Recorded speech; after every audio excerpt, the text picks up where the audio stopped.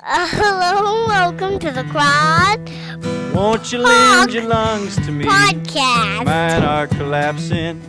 Plant my feet and bitterly breathe up the time that's passed. Breath I'll take and breath I'll give. Pray the day's not poised. Stand among the ones that live in lonely indecision. All right, welcome to episode 49 of the Crackpot Podcast featuring James LaFond and Lynn Lockhart. Today we're going to tape a short episode. We're going to talk a little bit of some follow-ups on my recent appearance with the Myth of the 20th Century. I think it's episode 99 called Mind the Gap, and we talked about the history of public education in the United States and some of the alternatives that we have today. Briefly, we had talked about spanking, and my position is that it's not a good idea, but I also draw a distinction between spanking and more serious kind of beating. But James wanted to cover this topic. So how are you, James? I'm doing fine, Lynn. Thanks for having me on. I'm very much against striking children. I mean, if you feel like you have to hit them, then you shouldn't be a parent to begin with because you don't regard yourself as intelligent as that 5-year-old child that you're in the care of. I mean, that's really what it comes down to. People getting frustrated. They can't outsmart their little one, so they use force against them. It's just stupid parenting. It's not something that I've had to do. I can remember being hit by both of my parents for the first time. And in each case, what I felt was a sense of betrayal, that I would never be able to trust these people again. Okay. And I was a stupid kid. I was no genius, but that was the feeling I had. And I never wanted my children to feel that way about me. And then when I got into coaching, you discover that coaching fighters, when you hit these psychological walls, when you have really problems with a guy being able to keep his head cool when things go bad, when he starts getting hit and hurt, it's a huge problem when you find out that he was beaten as a child. And it could have been, doesn't have to be a parent, it could be anything, but something before puberty, it really affects them. It's similar to the effects of rape in women. You know, the certain women I've been in relationships with that are never able to attain a level-headed rationality. After a while, as a guy, and I'm not the only guy that found this out, other men that I've talked to about this, we found out that most of the women that we've been involved with, I'm talking about me and two of my friends, it's an aggregate of about 100 women, and I only accounted for 14 of them, okay? So these guys were bachelors for life, both of them. And just about every screwed up woman that we've been involved with, we found out at some point that she had been beaten and or raped by a man. She no longer had the ability to trust a man. And she never believed that you were trustworthy. I've never hit a woman. I never will hit a woman. Even if it's a cop that's trying to arrest me, I'll push her out of the way and try to get at a male cop. I'm just not going to do it. And they can't believe that. That finally I got to the point in my relationship with Megan where she punched me in the jaw one day. And I guess she was used to fighting the men that beat her. And it was a good shot, but I was a boxer. I just looked at her and she was shocked that it didn't hurt me. And then I just told her, I said, I would never do that to you. And I don't expect you ever to do that to me. And it wasn't until that point where she actually started trusting me. And the first thing she did was she renamed me. She had some kind of like sexy nickname for me. She started calling me Poppy after that. And ever since then, she pretty much treats me like I'm her father. All right. And you just throwing that kind of trust out the window by hitting your kids. I just don't get it. I could see it happen. My youngest son got to the point where he was smarter than his mother when he was 5 and actually began outsmarting her.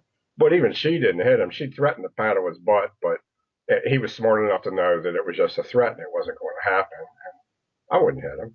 You know, I just negotiated with him from a position of strength. And there were certain things I just wouldn't allow him to do.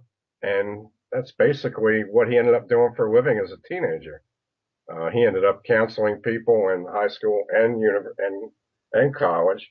He actually, when he was about 18, he was making about 30 grand a year refereeing card tournaments in which he spent half of his time basically counseling people, judges and people that didn't like the judgment that they've been hit with. It's this weird gaming stuff that I don't understand with cards. But that skill is very rare. And we come from an English and African society basically on the East Coast. That's where most of our input was as far as parenting. And both of those societies, they just constantly beat the shit out of their children. It's very hard to find a reference on parenting from the 1800s or 1700s. It doesn't recommend daily beatings or a description of childhood from the point of view of a child that doesn't recognize daily beatings. In fact, Thomas Pellow, who talked his parents into letting him sail with his uncle as a ship's boy about 1700, his uncle, who he loved, beat him every day with a cat of nine tails. So that was normal. So we have a deep legacy of just beating our children in this country. From the point of view of coaching fighting men, I just think it's abominable. You get a guy that was beaten when they were a kid, and this could include being slapped in the face. Okay, it's worse when you're beaten by a woman than when you're beaten by a man. It makes you more uncoachable when you've been beaten by a man. And when you've been beaten by a woman, it makes you less resilient in adversity. That's what I've found as far as boxers and stick fighters go. And it's a way to bring the sissy or the brute out in people. And sissies and brutes don't do really well when they get into an extended conflict with a man that is their match. And that's the idea behind prize fighting. And one of the reasons for prize fighting is basically to develop and test this ability to deal with a formidable person right in front of you, one-on-one. So it's damaging to the character. The Native Americans used to just think it was totally insane, and they pretty much, that's one reason why they wouldn't accept men. They would kill the men and they would adopt the boys and girls and women because in their eyes, the men had already been broken and turned into these like maimed half women slaves, and they didn't want that. Yeah, so I found no tribe, no record of any American Indian tribe that ever beat their children. They thought the English and other whites, including the black whites, were crazy for doing it. You know, these people defeated, pretty much got the best of European military formations for about 250 years, giving away big odds. So they in fact, the English military used Indians to train their riflemen, who did very well in the Peninsula War against Napoleon's Marshal Massena. And that example was not forgotten by other European military powers, and the Germans eventually used that Indian file fighting in World War I to develop their stormtrooper tactics. That's basically my position on beating your kids. But no, it's not the idea that you can't take four fingers and like pat them on your kid's butt and say, move on there, move on there. The idea that that's the same as balling up your fist and punching your child in the chest, I don't buy that either. And if you got a spank kid, they should be standing up when you do it. All right. Well, what could you say to parents of small children or older children who maybe they have spanked their children and they want to try to rebuild that trust? Just don't do it again. I mean, that's the best you could do. You know, as a guy that was unfaithful to a woman, I could tell you that there's really kind of no way to rebuild that trust. You know, once you say, yeah, I was screwing Susie, sorry about that, won't do it again. You really just got to, by example, take care of taking it a different route. That's all. And at some point, verbally address it and say, you know, when I hit you in the butt with my hand and yelled at you, I apologize for that. That's not going to happen again. We just have to work on, you know, making sure that the calls for me doing that doesn't happen again too, because now I lost control. The best thing you can do is say that I lost control, that it wasn't, that trying to explain to them that this was a calculated thing I did to you to hurt your body and to punish you emotionally so that you listen to me. That's not going to fly. You just have to say, look, you know, I lost control. And I promise I won't lose control again, but I lost control because you were upsetting me because you weren't listening to me. That's probably the best thing that you could do. Don't just say, don't do a Stefan Molyneux, whereas one day he's the staunchest atheist on planet Earth, and the next day he's out there with Duke Podesta and Box Day, we're basically calling for a Christian crusade at like the highest metaphysical level.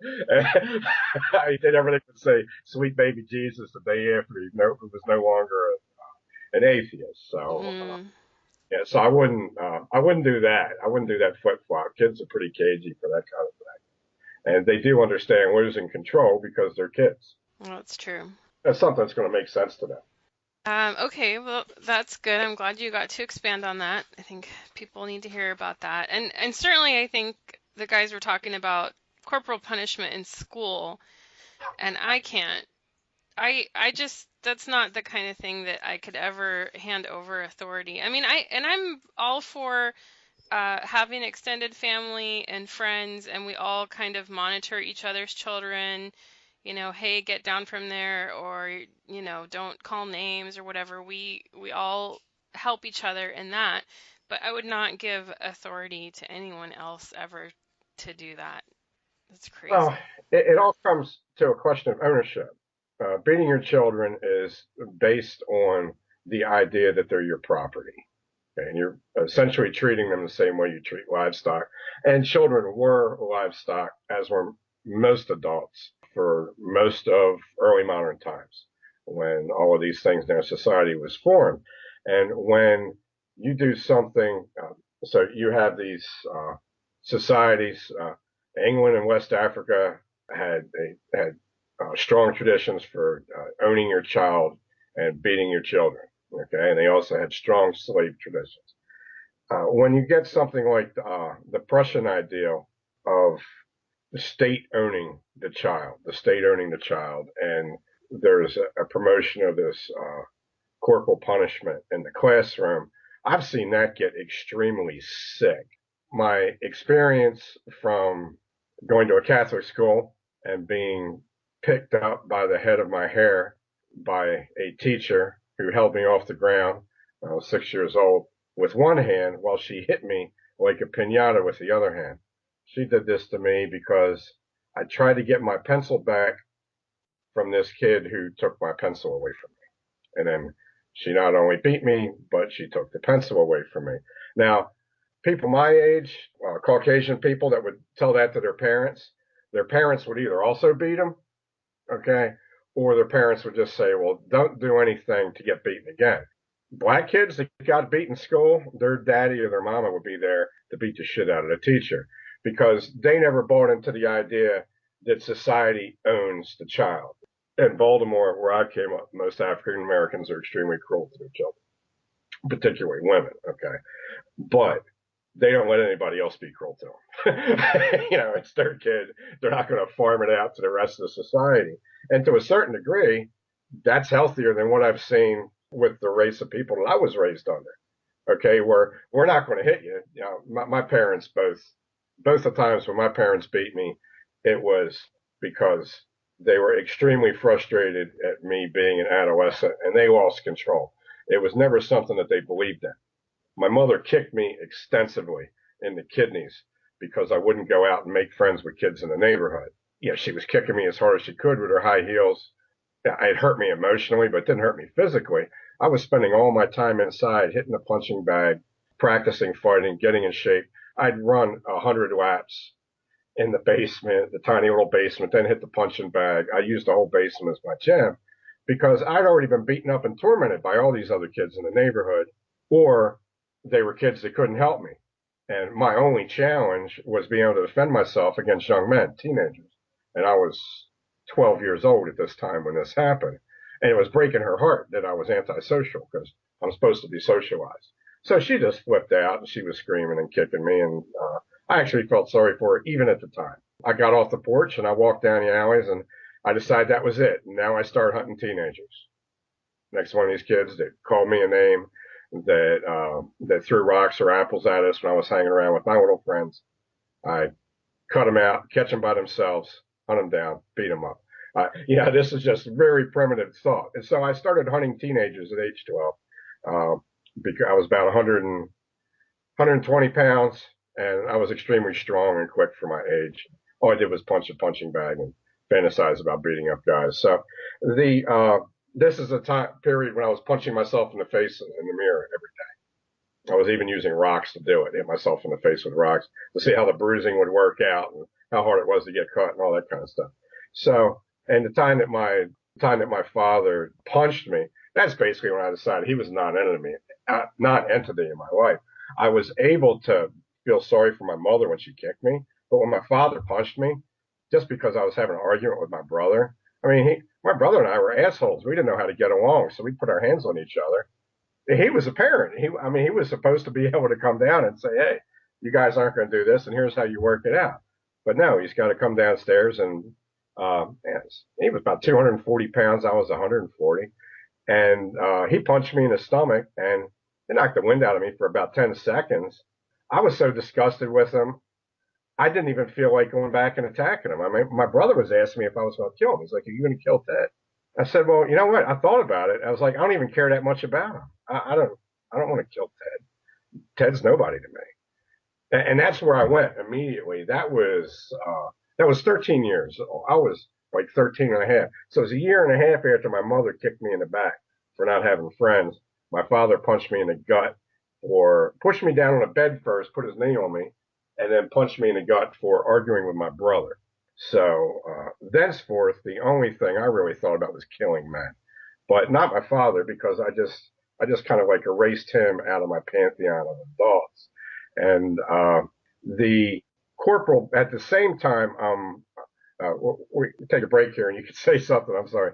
But at the same time this is going on, I'm witnessing extreme, brutal, uneven corporal punishment in a Pennsylvania school because we've just moved to Pennsylvania.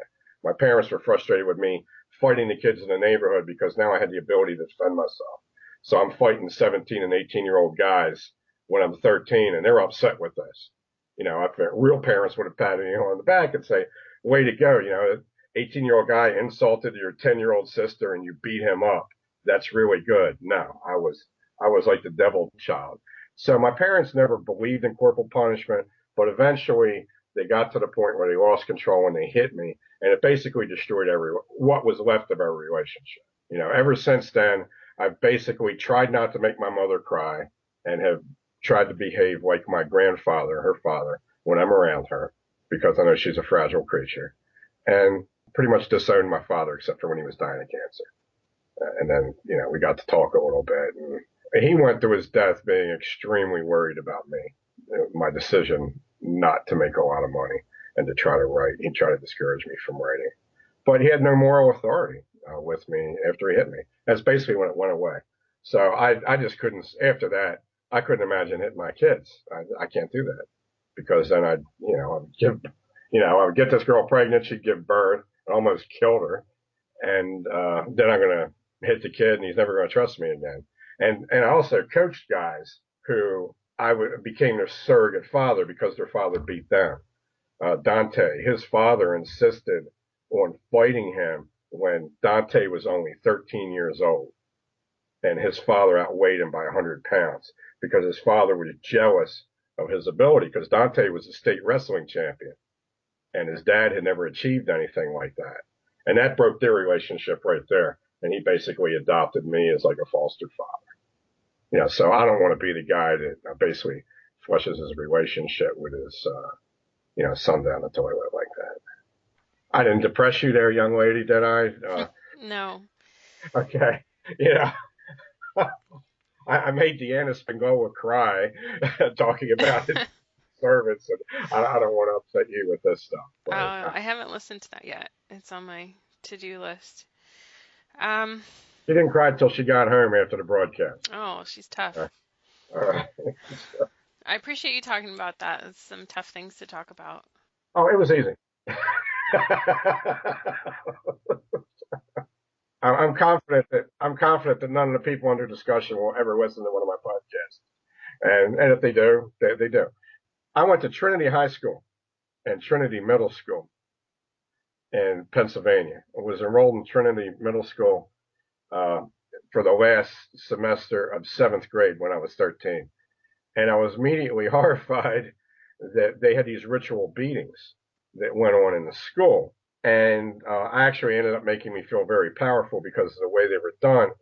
I have since conversed with men a generation older than me, 3 of them, about their experiences being beaten and tortured by nuns in front of the class, which is in Catholic schools in Baltimore, which was a combination, as they described it to me, it was a combination of beating with a yardstick and psychological torment in front of the class. And the cruelest nun that Sensei Steve told me about was this nun that was able to make boys cry in front of the class without actually hitting them. She would say things to humiliate them as they stood in front of the class. Master Lee, who was a guy that coached me for a while and who I coached his people for him, he told me that his experience being beaten by Sister Mary Teresa made him hate bitches, okay, and be willing to punch a woman out at any time for the rest of his life. And eventually he actually did end up beating up some Korean woman at a dollar store. Oh, man. Well, she hit him first, so it basically erased any type of chivalry out of him, okay, when it came to women, because these beatings were so cruel. Tattoo Rick, who was the other Catholic boy that told me about this, just told me, he said, I found out from nuns that women are just insane creatures, and you either enslave them or you leave them alone. That's basically, he's been an extreme misogynist, really, his whole life. Very manipulative, highly intelligent guy who always gets what he wants out of women.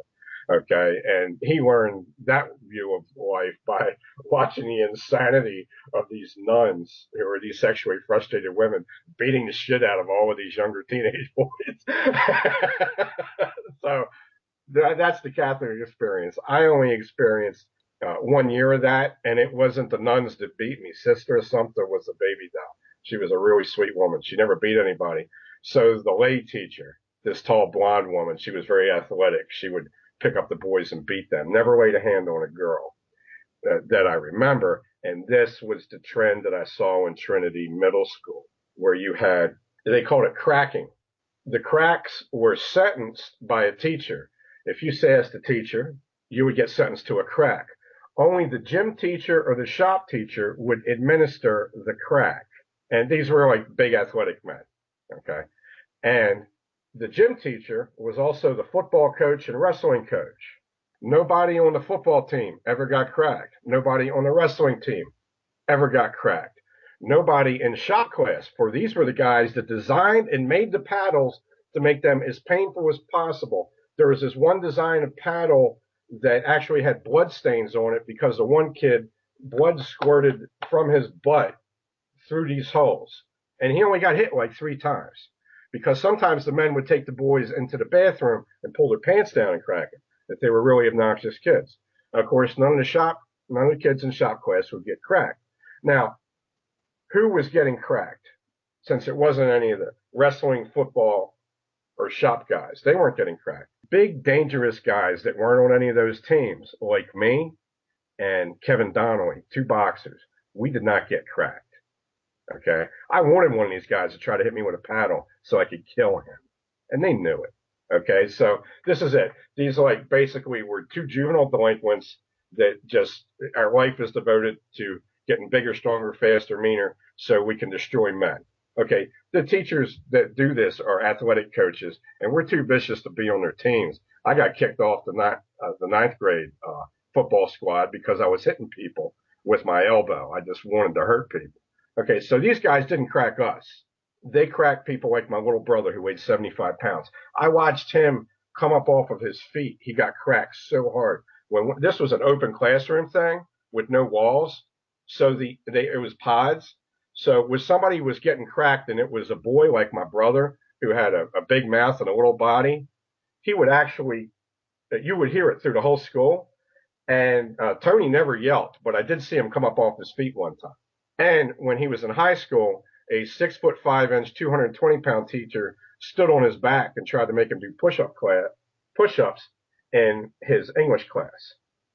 Okay. I asked him if he wanted me to kill the guy. I said, he's a big fucker, but I could take him out with a razor with no problem. And he's like, no, it would upset Mom. And the next teacher might be just as bad. So don't do that. Okay. Eventually I did carve a guy up with a sword protecting my brother, but unfortunately he was not a Trinity High School teacher. It should have been. The other group of people that got hit with a paddle. Now, keep in mind that over half of the teachers are female. When can you guess, since the only boys being hit with a paddle are bad boys who aren't nerds and who are small, or they're squishy. They're not physical guys, or they're little kids. Amongst the females, who do you think might have been getting hit with the paddle?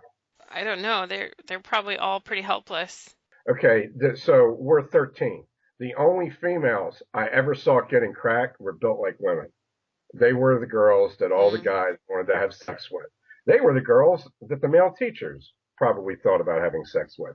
And the female teachers who were jealous of these girls, okay, and half of these were trailer trash girls who developed early, I guess because they were eating more Twinkies or, drinking more Sunny Delight or something. They would get sentenced to be cracked by the jealous female teacher. And then they would be disciplined for a girl, you had to have a witness. The witness was another male teacher. I would go out in the hall and see two male teachers having a couple of these girls. There's only 5 girls I ever saw get cracked, and they were all built like Marilyn Monroe, okay? I mean, that was it. That was their 13-year-old girls who bloomed early, okay? And they're getting cracked, but did they get cracked hard? No. They'd make them, when you got cracked, you had to bend over and touch the wall with your palms and stick your butt out. And these 2 men would sit there and look at that and grin, and then eventually the shop teacher or the football coach would lightly massage her rear end with a paddle and let her go. That was Trinity Middle School. And then when we went to Trinity High School, there was a thing called initiation, where any senior is allowed to beat up any freshman in front of teachers. So this is when I stabbed my first person because I thought some dude was trying to initiate me. My brother got stuffed into a trash can head first. I didn't get initiated. I was like the only guy, the only person in the freshman class who didn't get initiated, that didn't enjoy the protection of a sports team. Some of the guys that had been recruited for football or soccer ahead of time would not get the humiliated beating, pseudo beating. The teachers wouldn't let anybody get broken noses or anything like that. But these people could put you down and punch you in the stomach and slap your face and mark you up and that kind of thing. A girl tried to initiate me, a senior girl, because none of the guys would. Michael Mursky, who was a big dude, he was like 6'6". He was a senior. He was a defensive end. They tried to get him to initiate me, and I had a pencil in my hand. I was going to stab this Polak right in the eye. He wouldn't do it. So this girl decides to paint my face with her lipstick. And I was like, well, I can't hit her or stab her. That's not right. It's definitely on with the Polak then. So what should I do? I grabbed her arm and I bit her arm until it bled. I gave it back to her. I growled at her and I took all the lipstick and I wiped it off on the shirt of the nerd that was sitting next to me. And that nerd ended up becoming my brother-in-law, like, 8 years later. And he cried, but I wiped the lipstick on him. And then I went to school when some kid put his hands on me, and then I ran the pencil through his ribs and broke it off between his ribs. And it turned out he was just trying to make friends with me. He was like, hey, man, I was just trying to make friends with you, man, because nobody was messing with you. And I was so much, I wanted to say I'm sorry and let's be friends because it was my only chance to have a friend, but I didn't. I just snarled at him because I had a front that I had to keep up. I had to be this psychotic animal, not to be physically abused in this all Caucasian suburban American high school. Okay. I had to be a psychotic animal, not to be physically abused by an adult or a child. Yeah. So that's where it goes. When you let teachers beat kids, that's just where it goes. And like I said, I was prepared to kill one of those men if he ever turned, and they knew it. When in 7th grade, when they found out I was the fastest guy in the county, when I broke the record for the 220, they wanted me to be the leader of their track team, and I refused to do it. So the 2 coaches, they quarantined me in an area where I couldn't see any other student because they could tell the other students, the other guys liked me. When you have youth, male youth, okay, that's a different category than child. It's a different category than man.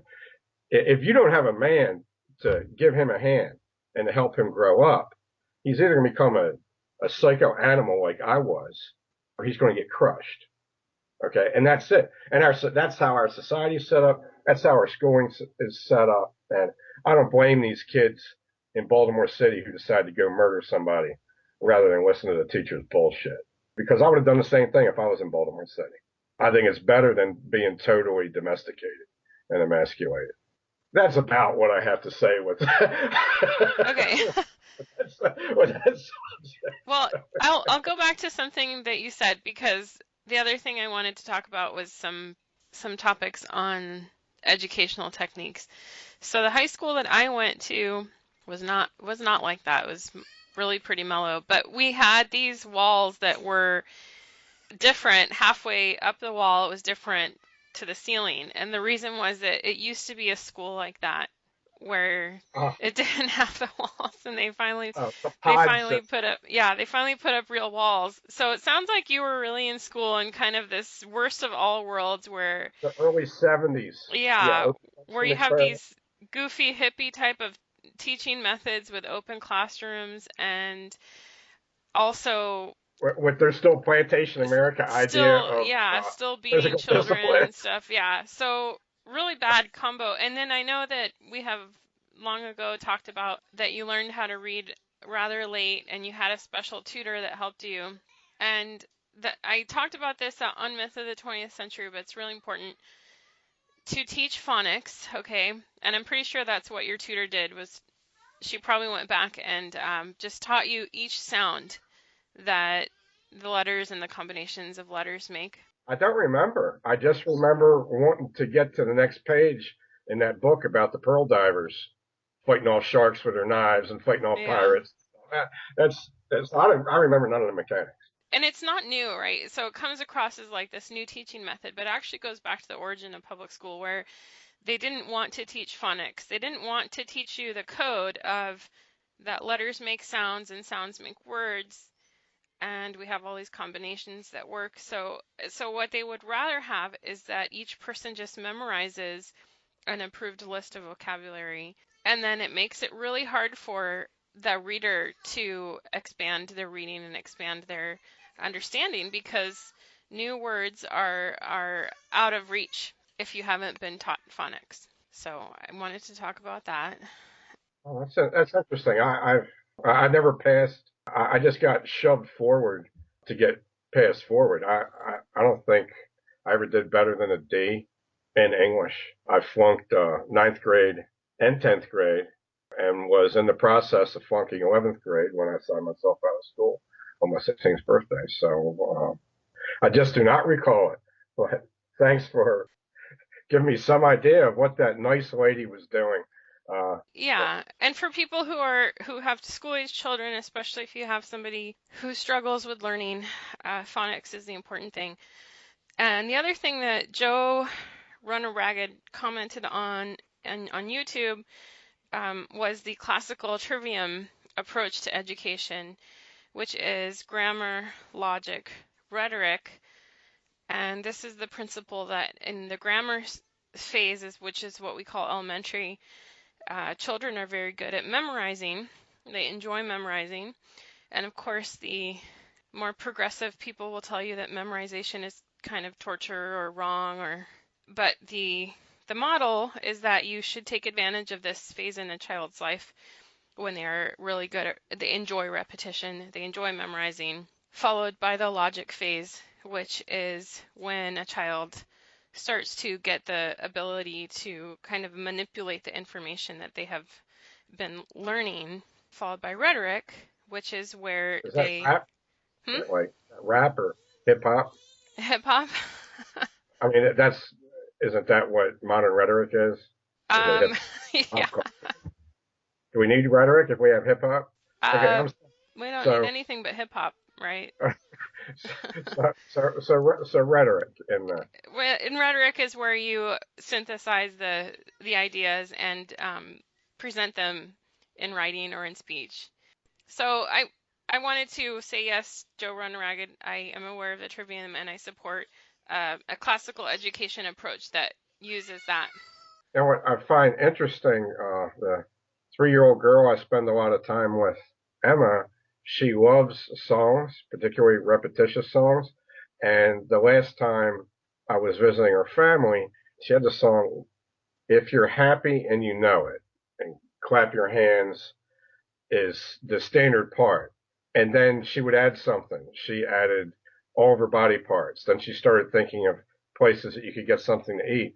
And this song went on for like 20 minutes. And she was basically trying to throw every object in her world into this song and making it another verse in this song. And she does that with a number of different songs. And that's her grandmother. Grandmother teaches her these songs, and she does it, and she'll do like a miming dance with it too. It really seems like it lights up her world. Like she has a better grasp of things around her through doing these songs. I have a piece on the blog spot that I published a long time ago, actually, that is called What is a Classical Education? It's an essay by Susan Wise Bauer.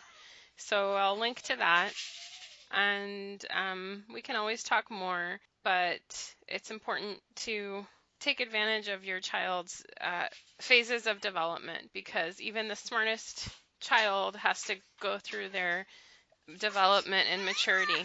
Well, thank you, James. That was episode 49. I have something to say. Yeah.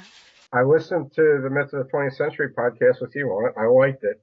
I thought Nick was hilarious. But please, Nick, don't hit your children for the Fuhrer, okay? And I think it was Hans that actually had a great statement about trusting large social organisms. Yeah, so I thought you all did a great job, and I wasn't the only person that was very entertained by Nick's color commentary during that. I thought he did slip a few zingers in. I remember that. I think the dude reads like a book a day. I'm sure he's got information spilling out. But thanks for having me on. I just want to make sure that I gave Nick a shout out and complimented you all on the job that you did on there. I left a brief comment about do not hit your kids on the site, on the YouTube channel. Yes, I saw your comment, so that's why we were going to follow up. So thank you for that. And we'll see you guys next time. Thank you. Bye-bye. What do you want? There is no more.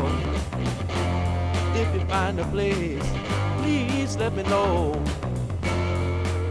Take me with you when you go. Take me with you when you go. Take me with you when you go.